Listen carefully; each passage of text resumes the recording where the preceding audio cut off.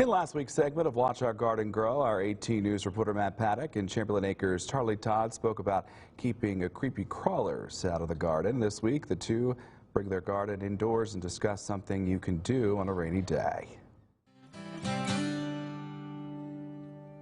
During the summer, the weather can be unpredictable, especially during storm season. So Charlie came up with an idea that we could do indoors. In this gardening segment, we do microgreens.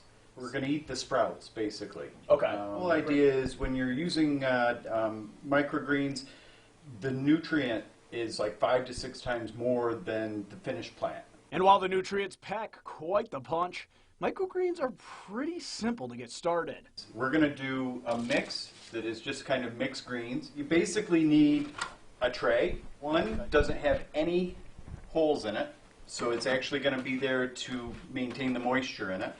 Our other tray, if you look, has slats in it. You want to keep the soil moist, but you don't want it really wet. Now, let's get started.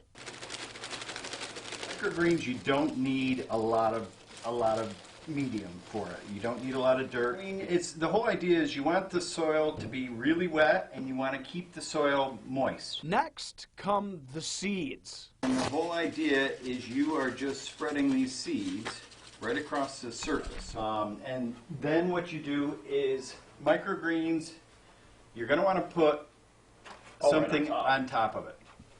And the whole idea with that is it's going to create a stronger root base because we're going to harvest them when they're only a couple inches tall. And when this starts to germinate and you start to see the actual plant starting to push up, that's when you're going to remove the tray. And after a week and a half, we have microgreens.